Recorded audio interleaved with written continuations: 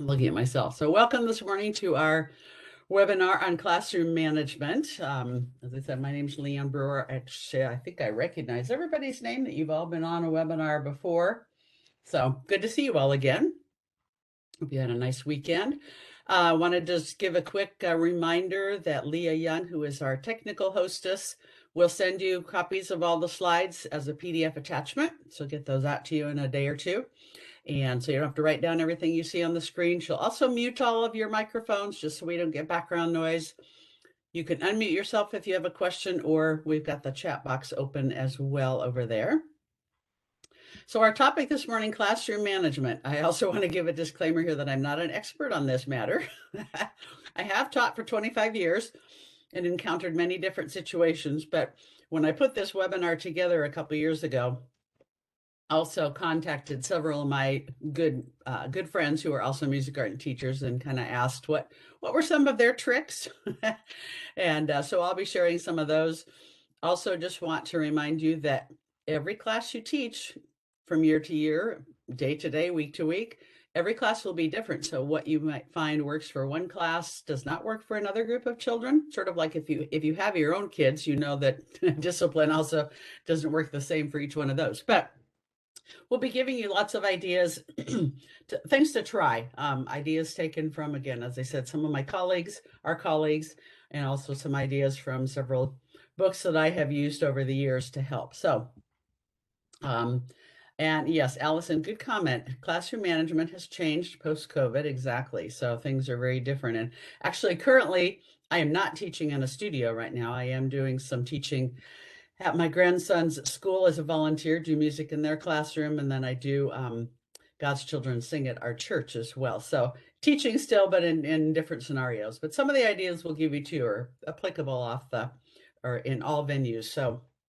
all right, Leah, go ahead and put up that first slide. So lots of ideas to consider. First thing that I want to, let me see if I can make that a little bigger for you too. There we go. First thing to remind you is set the stage for success. Now, what do I mean by that? Set your expectations early.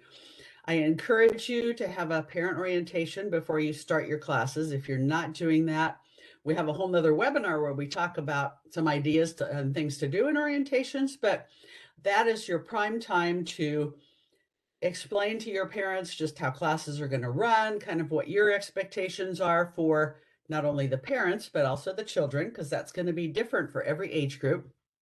A couple things that I always mention to the parents and remind them, not only at the orientation, but for the first several classes, is first of all, put away your cell phone.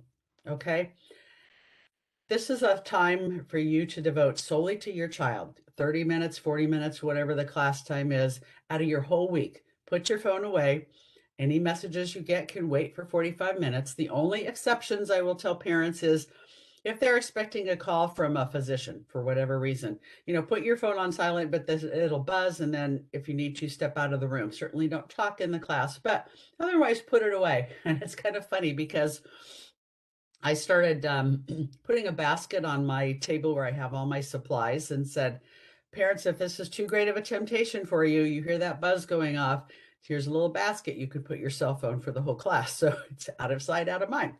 But just reminding them too, no extraneous talking during the class other than to your child, focus on your child. Come early so you can have a little social time with other parents and kids, but focus on your child for those 30 minutes. I would give the parents a handout with policies for my studio and having some pictures on the wall, which I'll show you in just a minute, just to help them, again, visualize and remember kind of what our policies are regarding attendance and talking, etc. So that's not so much related to classroom management, but just still, again, to remind the parents of what I do. Now, or what I expect, I should say, a better word. I have some posters that I had a friend of mine who was an artist, at least could draw much better than I can.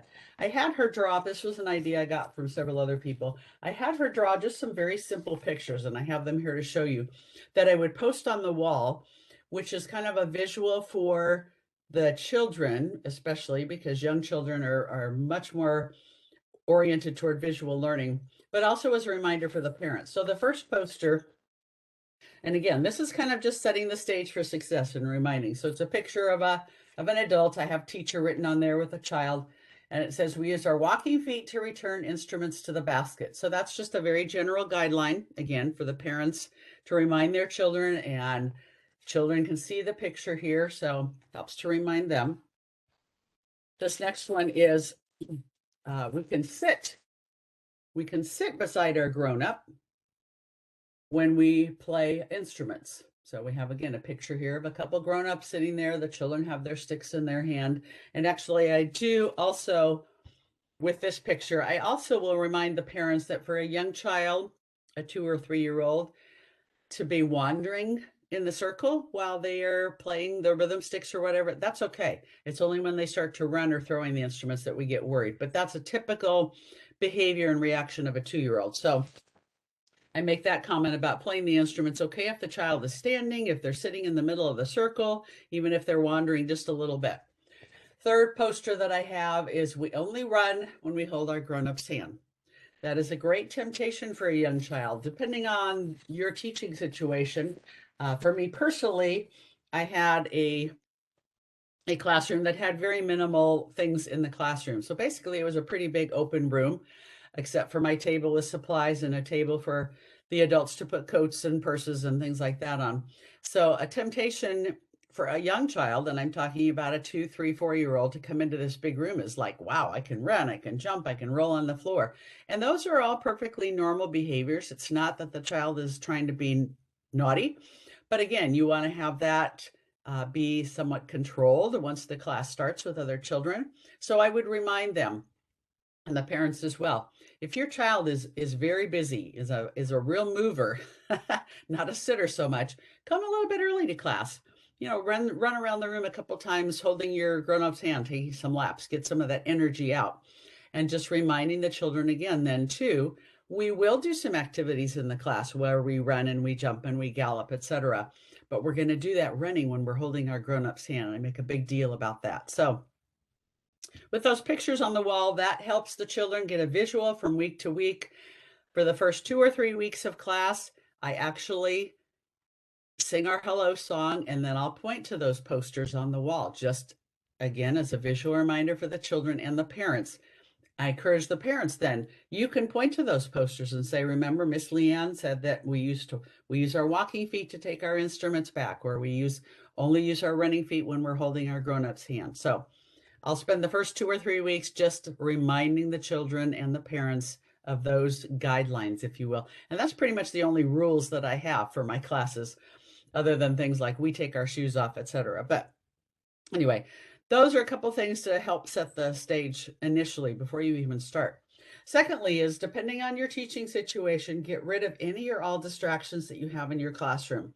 Anything that might be a distraction. Now, obviously, if you are in a public school classroom or private school classroom, most likely you're going to have other things around unless you are fortunate to have a room devoted to music or using a gym or something like that where there's not going to be a lot of stuff. But in my career, I taught in a dance studio that was very challenging because of the bars and the mirrors on the wall and things. I've taught in a gymnastics studio, and in that situation, I actually bought a bunch of big, inexpensive king-size sheets from Walmart and would just drape those over things. So that's a suggestion too. If you're in a public school classroom or other situation where you have shelves with toys or books or things, anything that you can cover up, just buying some cheap sheets, as I said, for that young child, if it's out of sight, it's out of mind. Okay, they don't have the uh, mental capacity yet to realize that there's something hidden under that. So again, cover things up, get things out of sight. Cover the plugs on the walls with the little childproof plugs and things like that. Again, anything that you can remove or cover up that would create a distraction for the young child is going to help you with their focus, with their attention span. Only have the things that you're going to use in the class on your table of supplies, and if possible, even put them up higher so they're out of sight too. But a little tip, and I'll talk more about this later on too, is a little tip that I learned: if the children are very intrigued by what you have up on your table and want to see or touch, my suggestion is either you or the parent, pick up that child and say, yep, Miss Lianne has the rhythm sticks out today. We've got the jingles out today. We might be using drums or whatever. Point out those things to the child and just say, we're going to use those in a little bit. Right now, let's go back to, whatever, singing this song or saying hello to our friends or whatever. Acknowledge what's there and then move on so that the child can see them. And I've got some specific ideas about that to give you some examples a little bit later on here in our talk this morning. And then finally, look ahead to what you're going to need for class. Hopefully you know that already, but right at the top of your lesson plan, these are the items that you need. I remember early on in my teaching, occasionally I would forget something and I'd be like, oops, excuse me, just a minute. I have to get something out of the closet. And then you open the closet or wherever you have your extra supplies and immediately there's another temptation for the children. So just be proactive, write down what you need for the class, write a list. Position yourself in your class. This is more after your classes have started and you're getting to know the children and even the parents. If you find that there's a particular child or children who tend to either be pestering each other, and that might be like in the cycle of seasons or older classes, or be a very active child and having trouble sitting, or even if you have a couple parents that tend to be too chatty, position yourself in a way that you can make a positive comment or intervene or something like that. But in doing that, use your body language. Just kind of putting your hand up to indicate stop, quiet, finger to your lips, something like that. Nobody likes to be reprimanded in public, all right, in class. Children and parents alike, especially. So you don't if you're in the middle of an activity too. You don't want to interrupt your song or your dance. So either sit between people if you might need to, like you've been up moving around and it's time to sit back down in your circle, you kind of maneuver your way over to sit between a couple of children or parents that might be too talkative, too chatty, too distracting, or again, just use body signs, body language to indicate stop what you're doing or think about what you're doing that might be distracting to other people. If I'm doing a song where we're up and moving too, and I'm finding a couple of parents are standing there on the side kind of chit-chatting or whatever too, I'll even kind of move over that way and just whisper as I go by, please be interacting right now with your child. Just something very quiet, or can you gallop with Johnny or can you whatever, just to kind of remind them you can chat at the end. Then the last thing would be to constantly observe your kids and watch for signs that they're ready for a change. Sometimes you have your lesson all planned out and you can tell in the middle of a song that's a quieter song or something with the instruments too, is that for whatever reason, that particular day, the children are not as engaged. It's just not going over as well. You can see they're fidgeting, wiggling, getting antsy. That might be a time to just kind of bring that activity to a close. It doesn't mean anything that you've done wrong necessarily. It just might be the spirit and the atmosphere of the class that day. But you might need to just be kind of ready to get up and move.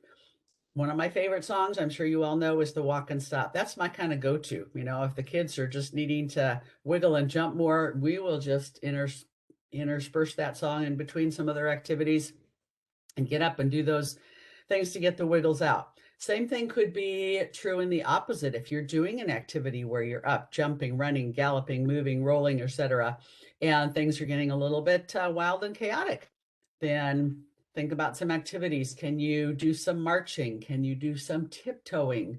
Things like that to bring that atmosphere down so you can restore a little bit more calm and orderliness in the classroom. So those are some things at first to just kind of set your stage for success and be thinking about the structure of your class, how you're going to be running things, etc. So any questions or comments on those first items? See, a couple more people have signed in too. I just want to make sure I get everybody's name down here. And go ahead, Leah, you could put up that next slide for me. No, got Elsin's. Okay. Parents, it's time to react when, what are some things where you've already given these ideas, things to focus on, but you still need some parental intervention on some of these things. So, and these would be some things too that you might want to post in your classroom too, but at least talk about for the first several weeks too, and mention in your orientation. So first of all, if your child is doing something that's dangerous to himself or somebody else in the room. Now, again, I mentioned the idea or the fact that some kids are going to be much more movers and shakers, need to be up and wandering. If that child is just wandering, looking around, sitting in the middle of the circle, etc., that in my classroom is perfectly fine, because studies show that movement is vital to the young child. That's how they're going to be taking in more information. And believe me, even if they are wandering, they are going to be listening and hearing everything that you are doing. And I know this because I've had numerous parents that will be somewhat frustrated because their child is up and wandering, and they come back the next week and they say, you know what? Johnny went home and we replayed everything you did in class, even though from outward appearances, it seemed like he wasn't doing anything. But what happens if that child is walking around with their walking around with their rhythm sticks and decides, let's see what happened if I throw this, and is throwing it across the room. Okay, now again, they're not necessarily doing that with the intention of, oh, I'm going to try to hit somebody. Again, for a young child, they are wanting to see just what happens to that stick if I throw it. And again, so it's not that they're being defiant, that they're naughty, that they're plotting something bad, but it's more just a curiosity thing. However, we all know that could hit another child, it could hit a parent, it could hit whatever, damage something, hurt somebody. So this is the time when I'll tell the parents, if your child is doing that, remind them immediately, no throwing of instruments. And I also want you to hear how I say that too. And I'm going to, again, have a book at the end that I'm going to give some examples. A young child does not understand contractions. So if you say, don't throw the instruments, all they're going to hear is that verb, throw. So you need to be very specific and say, no throwing, or you could say, do not throw. Okay, they understand that better. But just no throwing is a little more direct for a young child. And when I say young, I'm thinking of 1, 2, 3 year olds, maybe 4, even 2, depending on the child. Try to redirect that child. If they throw the rhythm stick, if it's closer to the parent or closer to you, whoever, and preferably the parent, go pick up those rhythm sticks immediately. Say to that child, no throwing. I will give you the sticks again. If they do it again, then you say, no throwing. I'm going to hold the sticks for a few minutes. And when I say a few minutes, it's literally only maybe 30 seconds or a minute, because you want to, again, encourage that child to do the right thing. So intervening or crazy wild running during an activity where they might be running in and out of the circle or running into the wall. I've had that happen. Things like that that are going to be more distracting or possibly dangerous. That's when the parent needs to intervene. And hopefully the parent caregiver would do that immediately so that you don't have to, but it may be that you might even have to intervene in that case. Child is doing something destructive. That would include the throwing of instruments, kicking. I've had kids that are kicking the wall, trying to kick another child, and that would be more in the older classes for whatever reason. Something has made them upset, angry, whatever. Obviously, you're going to intervene. Same type of response there. No kicking, that might hurt Johnny, that might hurt your foot, that might hurt the wall, whatever, but intervene right away. Okay. So those are the two, and the next thing, these are the things that, again, I remind the parents you need to intervene immediately. If your child is carrying on at a level that is distracting or causing distress to others. So I kind of make a joke over this in the orientation and say, if your child is laying on the floor screaming and kicking, having a tantrum, and by the way, my children never did that. I just throw that in, and that it makes everybody laugh, because we know if you're a parent, even as a teacher, all children have temper tantrums. And most of the time, you have no idea why. Sometimes it's obvious, but sometimes you don't really have a clue why they're having a tantrum.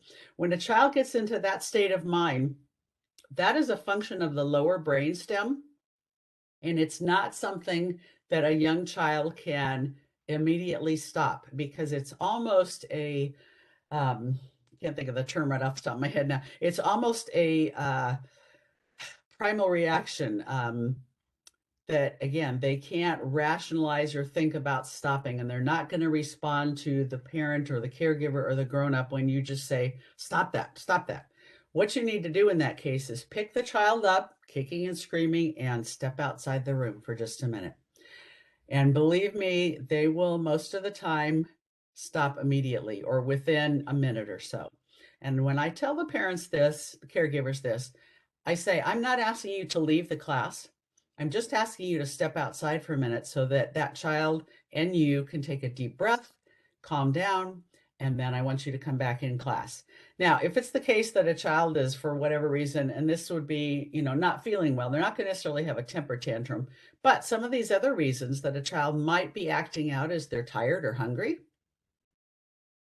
They're not used to participating yet in a structured or group activity, and they don't know the rules yet. And this has happened in my case several times. I've had several children who this has been their first group kind of experience at age 2 or 3. And a couple of these kids really had not had any exposure to being in a group situation, had not ever gone to a play group or had not ever been in a Sunday school class or something like that at church or in any other kind of a classroom situation.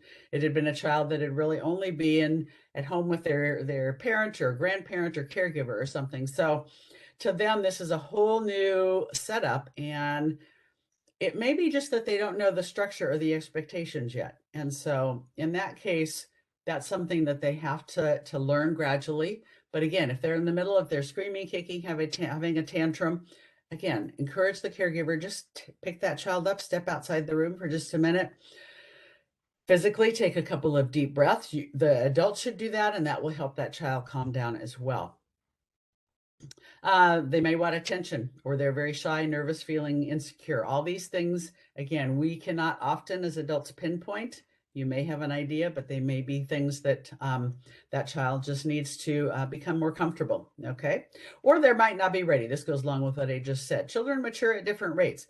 I know I had one little girl in my class. This has been many, many years ago. We always had some instruments out, just some inexpensive instruments out for the children to kind of explore before class started. It was a great way for the parents to have a little social interaction, especially those that arrived early. But this one little girl in particular would get very upset, and it took me a while to figure out why, mostly because it was just kind of random chaotic noise. Different children would be playing a triangle or a shaker or the rhythm sticks or something. And this commotion, this noise of all the different instruments being played and the grown-ups talking, etc., was very upsetting to her. And she would start to cry and fuss and cry and just could not calm down. Even when we put those away and sang the hello song, she would still be just visibly very distraught. And finally, her mom just kind of thought of that idea that maybe the chaos of the opening or pre-class activities was upsetting her. And so she would just wait and just bring that child in right when we started singing the hello song. They'd get there early to be ready, and she would just kind of listen at the door or watch through the window. And she would bring in Amy when things calmed down and we started singing the whole song, and she was fine. So that was a very unusual instance, but again, it was something that took us a while to figure out. So just another thing to be thinking about. A child who may have a special need. And again, some of these things we do not necessarily know, and we never want to diagnose, obviously, but could be on the autistic spectrum, could be ADHD, or some kind of behavioral, neurological, or sensory processing disorder too. And again, it's not our place to ever suggest that or even try to attempt to make a diagnosis. But if a child seems to have repeated issues that might indicate something like that, my suggestion is say something to the grown-up after class or on the phone later on, not during class certainly, but just, I noticed Johnny has trouble with such and such or has trouble focusing on such and such. Do you ever notice that in other activities or at home? And just kind of help the parent be thinking about that as a possibility. And if it's something that continues, you could even suggest that they might talk to their pediatrician about that. So all those reasons that a child might act out, again, are things that we may not be able to figure out right away, but just things to think about and help the parent or caregiver try to figure out what's going on in that child's life. So remember, it's your studio. You're the one that's going to set up the rules and the guidelines, and a little structure goes a long way. Okay, children especially need structure. Um, and if sometimes it's apparent that they come from a home that's not very structured, and so that might be difficult for them at first, but that structure is going to carry out over time and be much more helpful to that child and even parents. So, Allison, I see you raise your hand there. Yes, Sure. Um, so, and I apologize about background noise. I have a kid here. that's Um, okay. I can't hear it. I find, okay, good. Um, I like what you said about sometimes they're not ready for a class yet or not ready for the structure. I've always told my parents it takes about 4 to 5 classes before I really see kids calm down and figure it out. I'm struggling with actually almost the opposite issue. We had around class 5 in the fall, everything was magical. We had really good classes. And then for the spring semester, teaching animal friends around week 6, Mhm. it seems like the kids almost got too comfortable in Too comfortable. class. Hmm. And now I'm noticing issues crop back up Hmm. because it's like, oh, this is a safe place. I can Yeah. do whatever. How do you go about that way? That's a great question. And I've had that experience too, as the children and the parents get more comfortable with each other and start to develop, some relationships. And for a real young child, age 2 or so, it's not that they're thinking of those other children as friends, but again, just being comfortable in the situation. They recognize and know these people, they know who you are.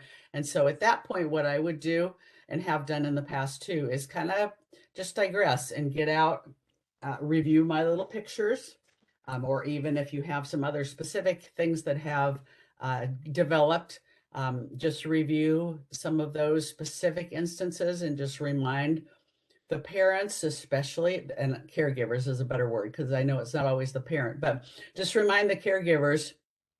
And you could even say something like, seems like everyone is getting very friendly and comfortable in the class, but remind everybody that we do need to keep some structure so that things don't get carried away, out of hand, someone gets hurt. It might be even beneficial to send an email to all the parents outside of the class, as well as mention something at the beginning. But I've had that happen too, and I've had that happen with actually classes of all different ages, even the older music maker age kids too. They get to be more comfortable because now they're getting to know everybody in class, and they tend to want to get silly or goof off. And so we'll sometimes do that. We'll sit down and review the guidelines and the structure for those older classes. I've even had the parents come in occasionally to sit with their kids and remind them that these are our expectations. With the older children, I have a few more expectations, but that's what I've done. Anybody else have had comments? I don't, I'm, as I say, I'm not the expert, but anybody else experience that they want to throw in their comments or 2 cents for Allison and me too? I'm always learning from everybody else.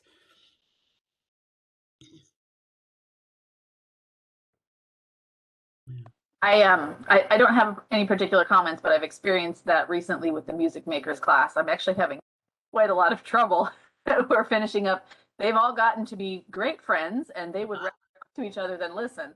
And I mean, I hate to squash it because they're having a good time, but I Right. can't class while they're doing that. Exactly. One thing I've done, Sammy, with the older, with music makers and up, and sometimes even with cycles, but go to a carpet store and get some carpet squares. Sometimes they'll just give them to you. Sometimes you have to pay a nominal amount. But what I have done in that case is that every child has a carpet square, and I label them with masking tape. So the real friendly buddies and chatty ones don't get to sit next to each other. And I will spread them out so that there's a good arm's length distance between each carpet square. And the children sometimes get they get, they come in, well, why can't I sit by so and so? And I said, because you have not shown me yet that you can listen while you're sitting next to Johnny. So today we're going to sit where, I've assigned you, if you will. And then I tell them, next week we'll try, you could sit on whatever carpet square you like. I'll still keep them at an arm's distance. And if they can show me that they can listen more, cooperate more, not be pestering their buddy or playing or wanting to talk, then we'll go with that. But boy, I had one class one year. Oh my gosh. So challenging. It was a group of like 8 boys and 2 girls. And not that the boys are bad by any means. I love boys. But this particular group of boys, oh my gosh, all they wanted to do was be superheroes or play. I hate to say this, play with guns and be shooting each other. It was just a very challenging class. And, we had carpet squares. They were almost sitting on the perimeter of the room. So that's one thing that's worked for me with the older kids is carpet squares. Yeah, that's a great idea. Yeah. I'm gonna talk about this at any point later, but just while I'm thinking, in the same class, I've actually this is such a problematic class for me. I've got some kids that they're wanting to talk to each other the whole time, and then at other points, um, I have a couple of girls who can either be just completely ignoring me and talking to their friends, or they can be sort of actively disruptive. And this is the girls, which is odd, because they're both rather strong-willed and Uh-huh. have a tendency to, we'll do an activity and I'll say, we'll take turns doing instruments or something like that. Right. And like, I don't want to do, Yeah. okay. Mhm. Mean that you can continue, going over there and ignoring me, or maybe I should. I don't know. And Yeah. one child in particular, she for the first, I don't know, 6 weeks of class, she would just tell me all the time. She would want to talk about completely unrelated things, and she would tell me all the time how much she missed her mom and how she wanted to go out with her mom. She, it was very strange. Very How strange. old was she, that particular She one? she was she was between 5 and 6. Okay. Yeah, that's kind of unusual at that age still. Um, Exactly. I was really like, I don't know how to deal with that. yeah. Could be kind of a control thing too, wanting to be in charge. So a couple of suggestions on that and the girls who don't want to do anything. First of all, I would maybe talk to the parent or caregiver, after class or call them on the phone or something and just ask them if they have any suggestions, if they ever see that at home. That's very typical of kids to say, especially like too when they get into school with homework. Well, I don't want to do that. Well, you really don't have a choice. This is what you are told to do by your teacher, and so you need to obey your teacher. But get the parents on board. If the yeah, if the parents are on board, sometimes these days they expect the teacher to be training their children and everything. That's a whole nother topic. But try to get the parents on board, see if they have any suggestions. Maybe ask the parent to come in or caregiver, come into the class, but sit on the side. Unless, if you're okay with the parent actually sitting by the child, depending, either sit with the child or sit on the side to see kind of what is going on. The child who doesn't want to do something, my response is usually, this is what I've done in the past, is that's fine if you choose not to do it, but in that case, you need to sit over here. And usually I'll have a corner of my room where there's a separate carpet square, and that I just usually would call the quiet corner. And I would say, if you choose not to do the activity, that's fine, but you need to sit in the quiet corner while we are doing it because I do not want you to interrupt the other children. So that's their choice. Either choose to do it or sit in the quiet corner.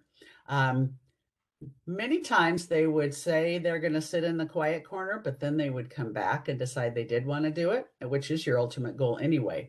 But you can give them two choices, both of which are acceptable to you, that would work in the classroom situation, and then let them choose. So that makes them feel like they've got the power and the control because they're deciding, but you've given them the choices that you are making or you are giving that are acceptable. So does that help at all? I think so. Yeah. Thank you. Yeah. Anybody else comments on that? I actually wanted to comment on the girl who wanted a parent with her the entire Oh, time. I actually had that issue a couple years ago, and I also work at a library. It was in a library class actually, but um, we just made accommodations for that kid where his grown up was with him. And after like the second class, his grown up was like, it would start with him in his grown up's lap and he wouldn't do anything. And it was just, oh, Sean, you want to do this? Nope. All right, move on.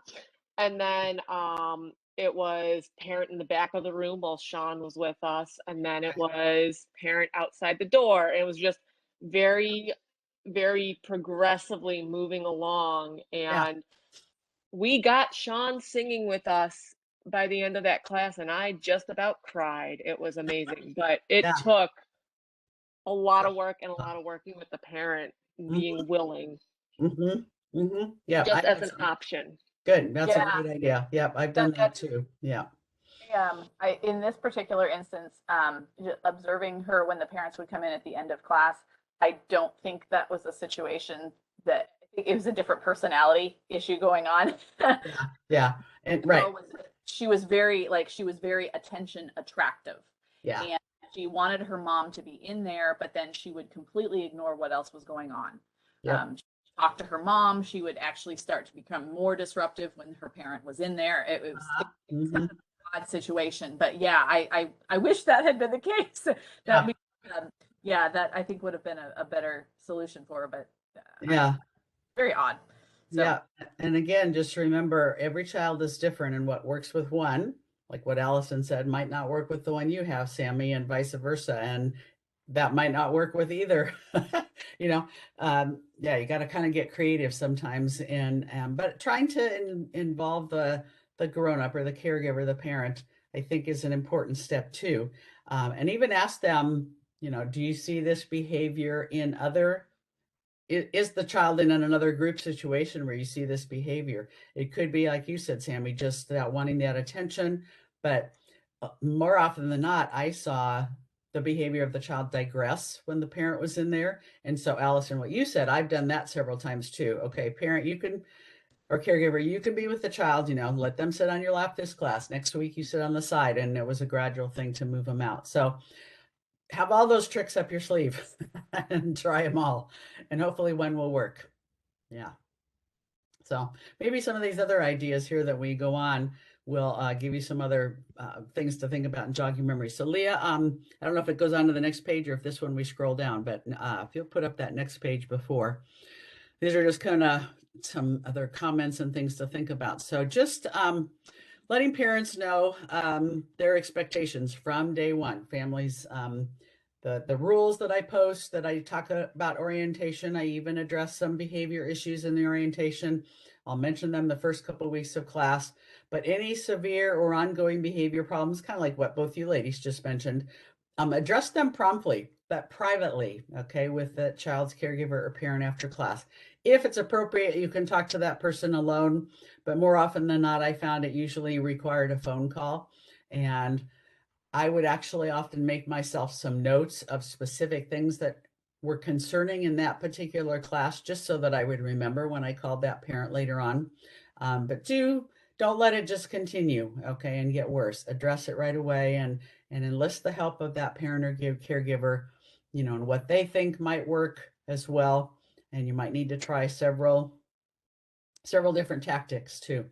With the older kids, somewhat, I would say from cycles on up, acknowledge, and reward is not a good word. I changed that word, but I didn't get it changed on the slide. Acknowledge good behavior. Don't reward it, but acknowledge it in the older classes. And I say here from cycles on up.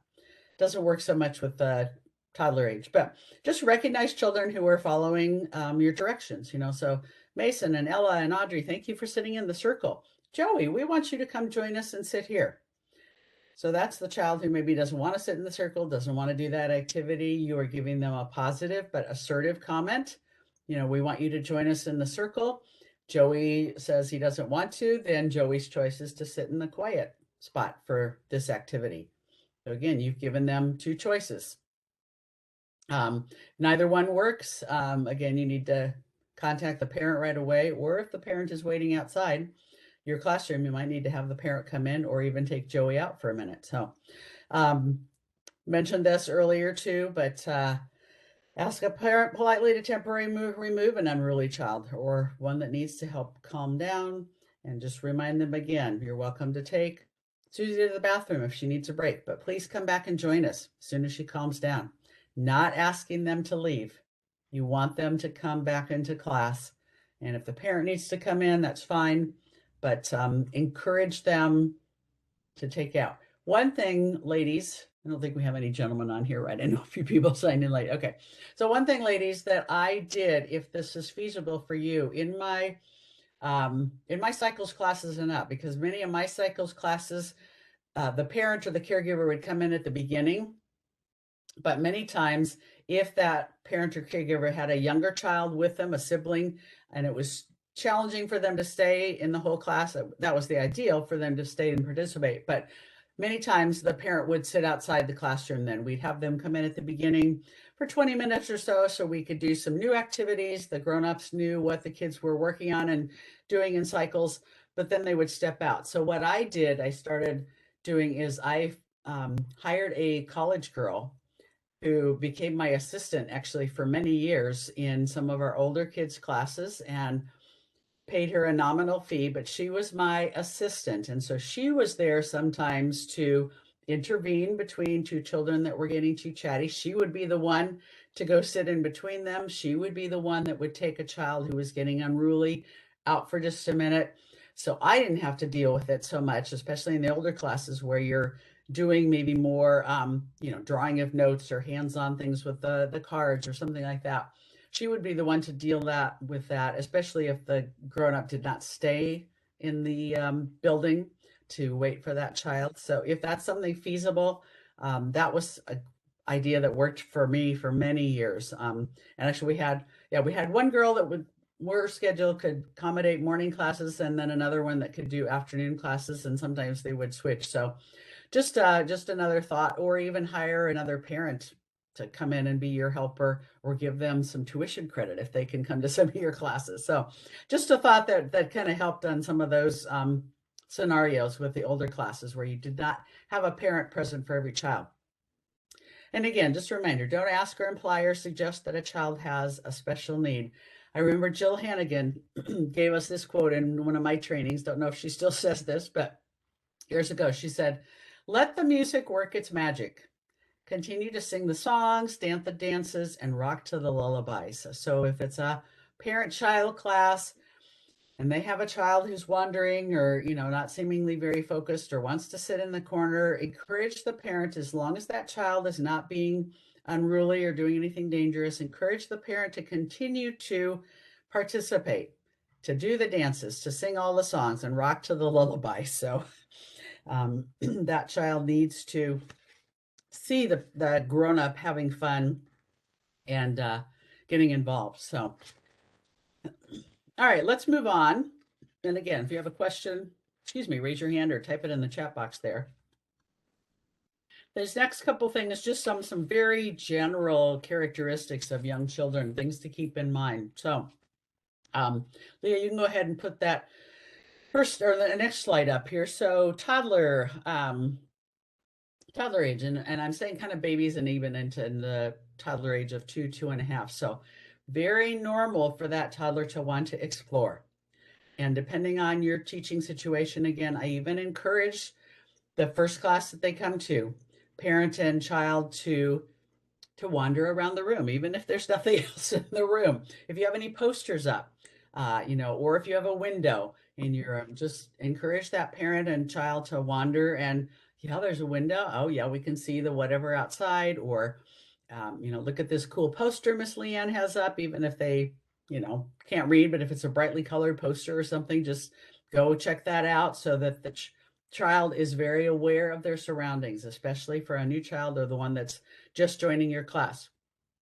Just because a toddler gets up and leaves the circle when you're sitting in the circle doing a instrument activity or singing a quiet song or a finger play, just because one leaves the circle doesn't mean that they're going to follow. At that age, they are not that aware of other children's specific behavior or what they are doing.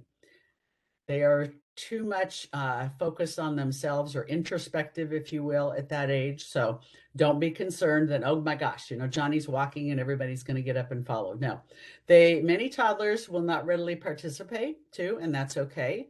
It could be that it's a new situation for them. It could be just very shy, introverted, insecure at first. Perfectly fine. Please help your parents to understand that.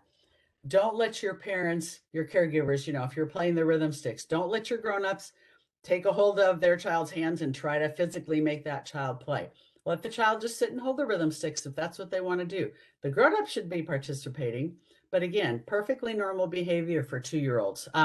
They're going to be imitating, they're going to be imitating the interactions that they see of their grown-ups, and they're going to be looking to them for modeling. Is the parent, is the caregiver singing, dancing, doing things? Even if that child doesn't, they're going to be watching that caregiver more than they're watching you. Okay. They're going to be following what you're doing. So it's very important that that grown up is continually trying to engage with the child, and you as well as the teacher. But first primary person is that caregiver, that parent. It's good to set expectations for toddlers, even though some of it may be beyond their capacity. You're still working towards those things. Okay. You're always teaching that children new things, pulling them up. Okay. If you will, not dumbing it down. Explain to the parents where, you don't really truly expect the child to sing or keep the beat or play the sticks a specific way. You are giving them something to strive for, and ask that the parents help by setting the example. Again, child's gonna watch them. They are going to be expressing their desires by pointing or by indicating to the parent that they want that or don't want that or something like that. Toddlers are usually not very verbal or not able to totally express their feelings or frustrations. And so I also encourage the grown-ups to learn some very simple sign language. Teach the child, what's the sign for hungry? What's the sign for tired? What's the sign for sad? Just some of those basic things that the parent could then try to ask the child, are you really getting hungry? For a toddler who's in a class still at, 10:45, 11 in the morning, that might be close to their lunchtime. So on a particular day, that child might be hungrier than normal. We know that, don't we? Sometimes you eat breakfast at 8 and by 10 you're starving. And you're like, what is this? Children get hungry at different times too, and that can be a big factor in their behavior. So for 3-year-olds, and so 3-year-olds, they are developing language at an incremental rate, exponentially. Their vocabulary is developing, their imagination and creativity is developing, and they tend to say out loud every thought that pops into their head. So if you're telling a story in cycles and all of a sudden one of them blurts out with, well, I went to the park yesterday, that has nothing to do with the story, as far as you could tell, something must have clicked with them that reminded them of that. And keep your focus. Just say, I bet that was really fun. Just acknowledge what they've said. That sounds great, Susie. That sounds so much fun, Johnny, whatever, and continue to move on. If it's a child who keeps interrupting with things like that, one thing that I have tried that works is at the very beginning of class, we'll take a couple minutes for all the children, if they have something they want to say about something they did that day or even a day or two ago. 3-year-olds and 4s can start to recall things from earlier. Let them have a little sharing time so they can tell you and get some of that talking out of the way. But in the cycles class and the older ones, obviously the goal is to keep them engaged. And so just be prepared to be interrupted because it's a normal behavior. 3-year-olds like to try everything. 3 and 4-year-olds. So specifically in your cycles and music makers classes, very difficult to have things separated because they want to try everything. So an example is, if you're teaching cycles and you know that recorded movement activity about the frogs and the worms, where you've got a little different melody for each age group, if you try to split the kids and say, okay, I want you 4 to be the worms and you 3 to be the frogs, they have a very difficult time doing that. They want to do both. And so it'll be much simpler. Everybody, when you hear that jumpy music, let's all be the frogs.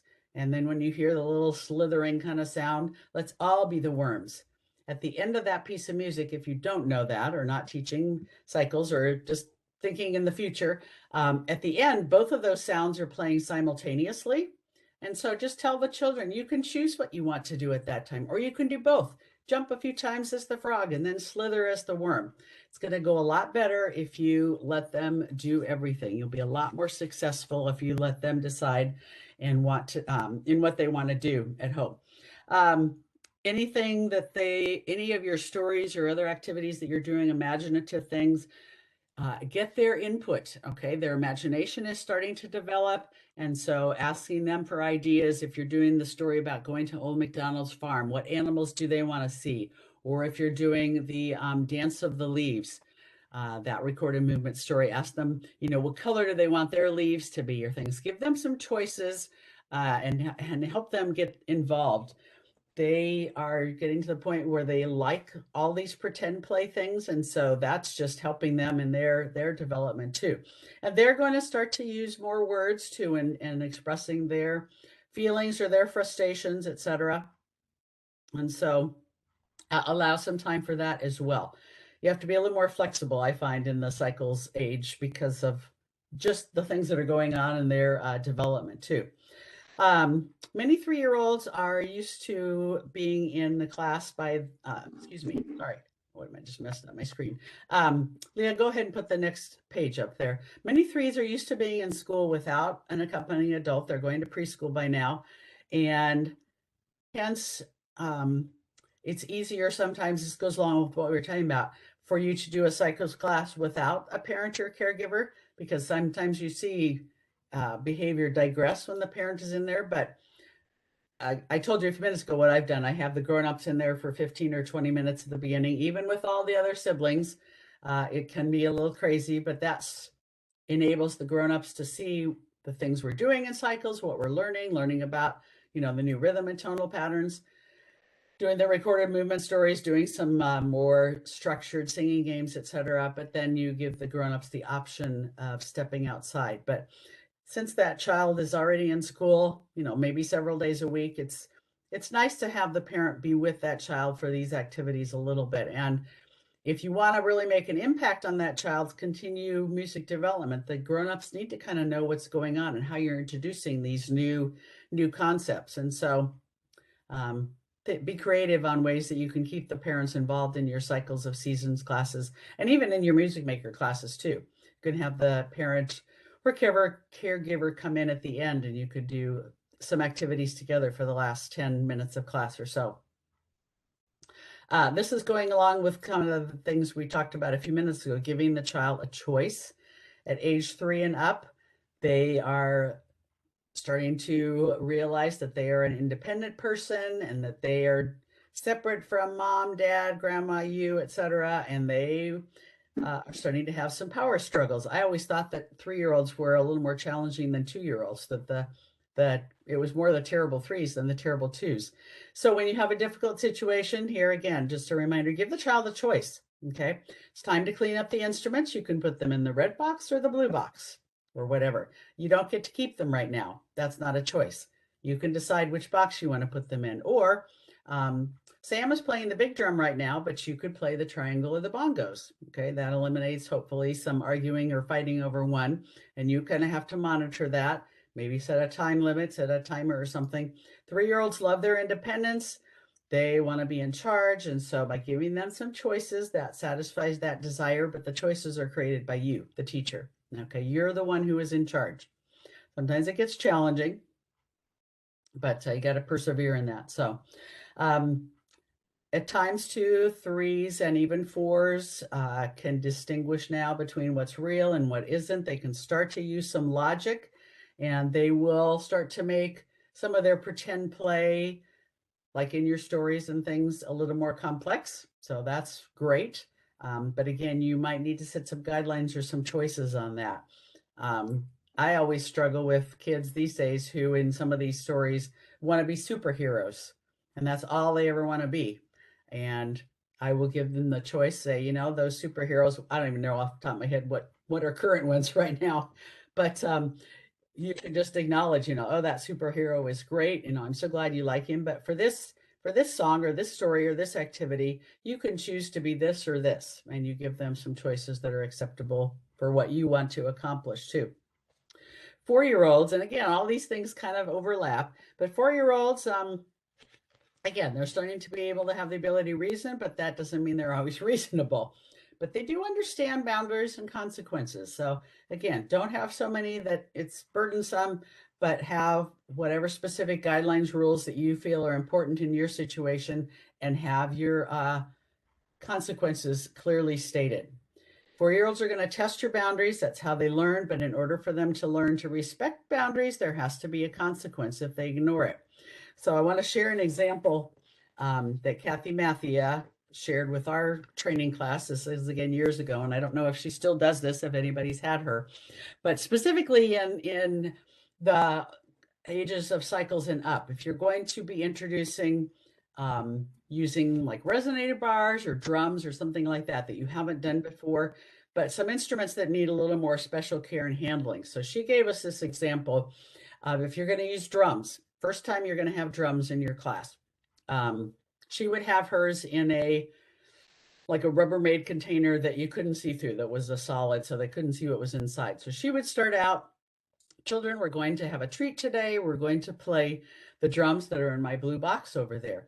So watch me very carefully while I get a drum out of the box for myself. So then, with no tacking, Kathy would walk to the box. She would carefully pick up a drum with both hands. She'd walk back to the circle and place her drum on the floor in front of her. And she would then put her hands in her lap. That last thing is very hard for preschoolers to do, but that's how she started. And then she would she would rehearse with the children what she had done. What was the first thing? I walked to the box. Second thing, I picked up the drum with 2 hands. And then she would ask them a silly question. Did I put the drum on my head? No. Did I roll the drum on the floor? No. Did I use one hand to carry the drum? No. So she would go through all the things that were not appropriate by asking questions, and then remind them we would carry the drum with 2 hands back to the circle. Then she would choose a child in the class, Sammy, not one of your 2 girls, or Allison, one of your, a child that you knew could do it exactly the same way. One of your very cooperative children that you knew could do it the same way. And you would say, let's watch, so-and-so go get the drum. And if you pick the right child, you hate to be picky in this way, but then you could say, did Susie walk to the drum box? Did Susie carry it with 2 hands, etc.? You rehearse this whole process several times with the children. It can be the same if you're going to get out resonator bars, or if you're going to use a xylophone or something, or have a couple of those out for the children. And if it's something that you need to have 2 children carry, like a xylophone or something, if you have those, again, you could demonstrate it with another child that you knew could help. And then you would give another child the choice. And then gradually each child in class would have a turn to do that. Now, that last step of putting the drum on the floor and putting your hands in your lap, very difficult for a young child to do. So what I started telling my kids is that when they came back to the circle, while they were waiting for everybody to get their drum, they could do raindrops on their drum. So I would give them something to do specific, and raindrops was quiet enough, just, doing this kind of thing on their drum with their fingers. Did that always work? No, some kids still did not have enough self-control to play quietly. But when you think about that, what are you teaching the children? You are teaching them some order, some structure. You're teaching them some self-regulation, being methodical, thinking through the process, caring for these instruments.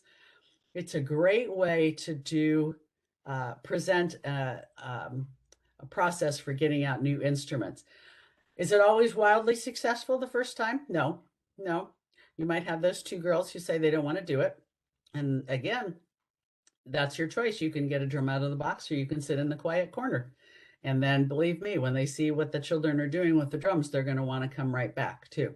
It is important to space the children out, I found, when we're playing drums, because the temptation to reach over and hit Johnny's drum or something like that is great. So I always, when we had drums or xylophones or resonator bars or anything like that, we would sit a little further apart. And I basically always use carpet squares. So now, what happens if you bring those drums back to the circle, excuse me, and, little William decides that he wants to play the drum with his feet? That's also a very typical response of a child, but it's also testing your boundary to see what you're going to do. William puts his foot on the drum, and without becoming emotional or upset or angry. William, you know better than putting your foot on the drum. Take your feet off. If you do that again, I will take your drum. You've told him 3 simple little comment statements.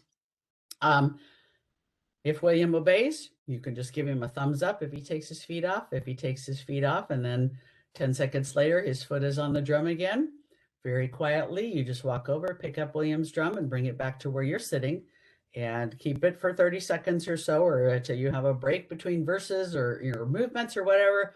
William, would you like your drum back? Give him another chance. Hopefully, you only have to do that once and William will learn to keep his foot off the drum. Be prepared. He might try it again, though, next week. But again, you've got to have a consequence and you've got to carry through right away. So I thought that was a great idea that Kathy gave us. And I've used that for years when we get out the drums for the first time. And when we used resonator bars, each child had to learn how to carry the resonator bar with 2 hands from the sides, not by carrying it from the bar to the top. So, but give them a chance to redeem themselves right away. See if they can want to try again and, play their drum in the circle or their resonator bar or whatever the case may be. At age 5, children are beginning to make more friends and their independence grows. They're starting to learn better ways to control their feelings like anger and frustration. Most 5-year-olds are people pleasers and want to please you, the teacher, and their friends, and want to get positive responses from adults. So that's sometimes very encouraging, but then sometimes you have the ones that are obstinate and don't want to do what you're saying. But that's typical. I found often by age 5, you would see a little more self-control, a little bit more participation and people pleasing, if you will. Still remember though, but that age, by 5 and 6 too, they still have a lot of energy and they need a lot of movement in the class. If you're going to sit for a few minutes and play the drums or play the resonator bars, do a moving activity as soon as you're done, okay? Remember, that's the primary way that children learn still, is through movement. And it's vital for them to get up and get that energy out, stimulate their vestibular system so that they are ready to sit and listen again before you do the next activity. So set your students up to succeed. Leah, go ahead and put that next slide up. So again, just some reminders. Keep going, the next one after that. Expectations for each age. We've kind of talked a little bit about that. Make routines very predictable. Use positive corrections instead of negatives, and try to stop disruptions before they start. When you have to correct a child, get down to their level and do it very gently and without shaming that child. Now, I mentioned several times at the beginning about contractions and giving definite directions to a child, being very assertive. I want to share just an example. I read a book years ago and took some training in, I guess a method, if you will, called Conscious Discipline, excuse me, by Dr. Becky Bailey. She wrote this book, Conscious Discipline, primarily for classroom teachers, with a group of 30 children or whatever that she's with all day. But there's a lot of things that she taught that are very helpful in a music class situation, with a smaller group of children. And this is one thing that I found very helpful in her book that's called Just the Power of Attention. And what you focus on, you get more of. Teaching limits and expectations is kind of all goes into one. So think about this scenario, and you can think about this in your class. You see 2 children pushing and shoving. First reaction could be, what are you 2 doing? What's the rule about pushing? No pushing. Do you want to time out? Do you want to sit on the quiet mat? That could be one reaction. Or this could even be a reaction of a parent in a younger class or something. A second reaction reaction from a parent could be seeing 2 children pushing and shoving. You could walk over to them and call them by name. Jane, you wanted to have that triangle that John was playing, and you didn't know how to ask him, and so you pushed him.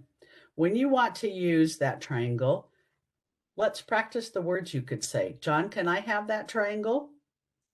Say that now. In other words, you have that child, sorry, all of a sudden got a tickle. You have that child rehearse the words that they could say to get that triangle or get that red scarf or whatever they might be arguing over. Or even if there's no apparent reason why one child is pushing another, you could still say, no pushing, no shoving, that could hurt the other child. What is it that you want? You could try to determine what it is they want. So the first reaction, you're focusing on what is wrong. You're focusing on the fact that they're pushing, they're shoving, that's not right. Think about what you want to focus on. What is the action that you need to solve the problem? You might need to help them say the words. You might need to help them express that they're tired, they're hungry, they're mad, whatever. That's why sometimes some little sign language can be helpful. So before you can teach children what you expect of them in a situation, you must know for yourself what you want to happen, what you want the result to be. Often we carry on with children about things that we want them to stop doing or what we don't allow. So you might think about, this is kind of a normal response. And I know I still fall into this trap. So it's something you have to rehearse over and over again. But sometimes I just say, stop talking, don't push, don't run, don't hit the wall. What's our rule about? Do you want to go to timeout? I'm focusing just on these negative things of what they are doing rather than giving them some positives. Okay, just think for a minute here, a little pause in that conversation. What if I told you, ladies, don't think about a purple alligator? What immediately pops into your head? Do you immediately visualize a purple alligator? Because that's something kind of weird, right? A little strange. That pops into your mind. If you say to a toddler or a preschooler, don't touch the table, most often or not, that child's going to look at you and then reach out and touch the table or, don't touch the whatever. Because at that age, what their brain hears is just touch the table. They just hear the verb. They don't understand contractions yet. Do you remember I said that very early on? So they're going to reach out and touch the table and they're going to think, I touched the table, see? Then that child is going to be confused. What did I tell you? I told you not to touch the table. Don't touch it. And then you push her hand away.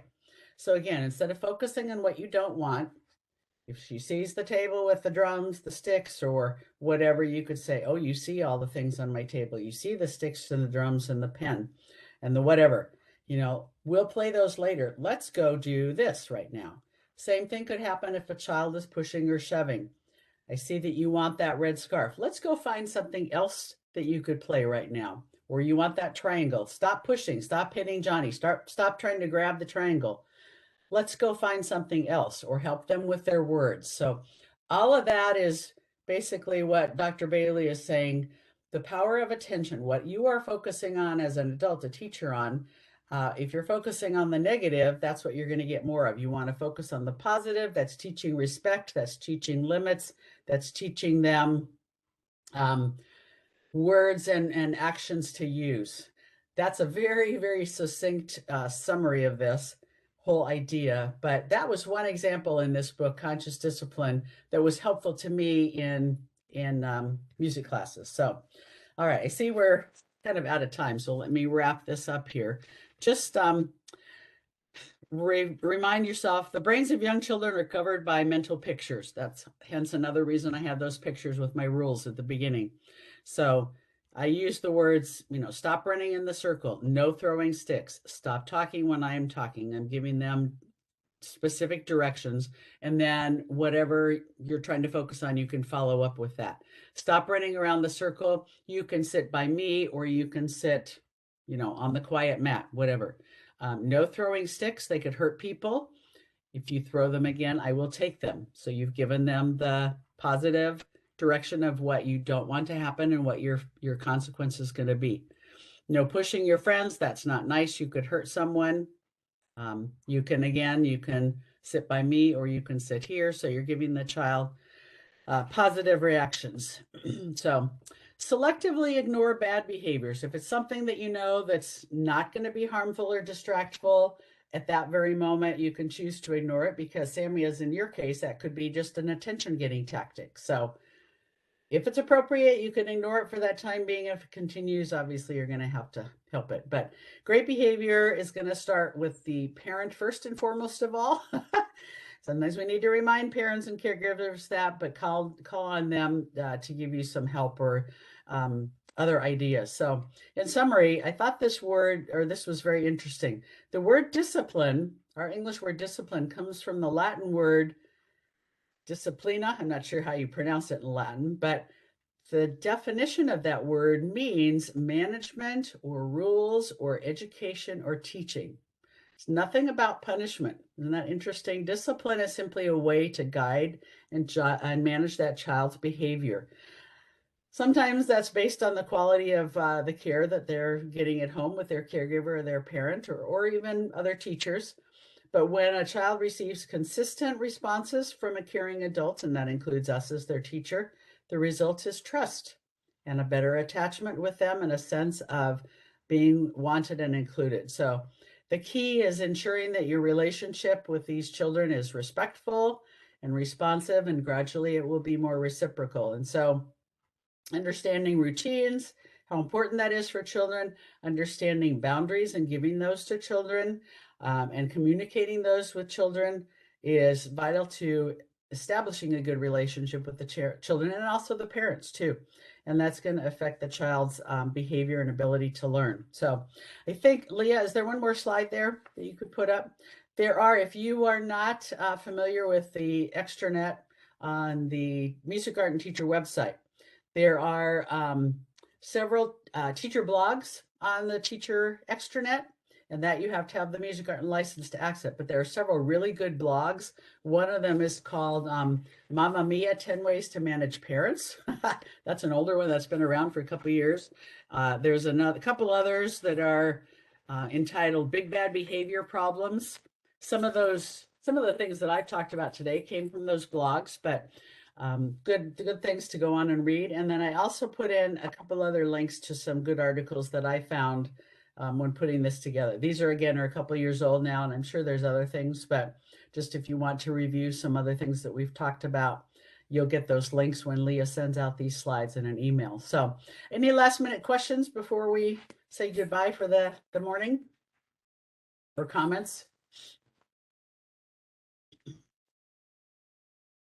Well, thank you, ladies, for joining us again. By no means comprehensive, or am I an expert? Hopefully I've given you some things to think about, things to remember, and I'll follow up with an email with information from this book, Conscious Discipline, too. I'll send that out in an email too if you want to explore that as well. So otherwise, thank you very much for joining us. Have a wonderful day. Let me just check real quick, make sure I've got everybody checked off to follow up with an email, and Leah as well. Megan, Rebecca.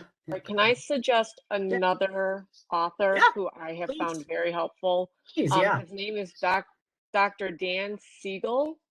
Oh, yes, I've heard of him. Yeah, he has a book called The Whole Brain Child and a book called The Yes Brain, which are really good methods for, I use them more for my own kids, but I found everything he talks about is really good for getting kids out of that downstairs limbic system and into their upstairs brain so that they are more compliant. Yeah, good. And it solves a lot of issues before they happen. Yeah, that was the word I was trying to remember, Allison, because Becky Bailey talks about that as well, the limbic system, which is your lowest level of thinking, if you will. It's all your kind of involuntary responses to things. So yeah, that's great. And I've heard of him. I haven't read that book. Another author is Jane Healy. She has a couple books too about behavior and brain function and things, that all of those things just help us to be more aware of children and their development and why and how they're responding different ways. So in all your free time, some other good books to read. So yeah, and here's the link to the Big Bad Behavior Problems too, that's on the Musikgarten teacher blog. So hopefully giving you some ideas to help you, and God bless you. Have a wonderful rest of your day, and I'll see you again next time. Take care. Thanks so much. Bye-bye.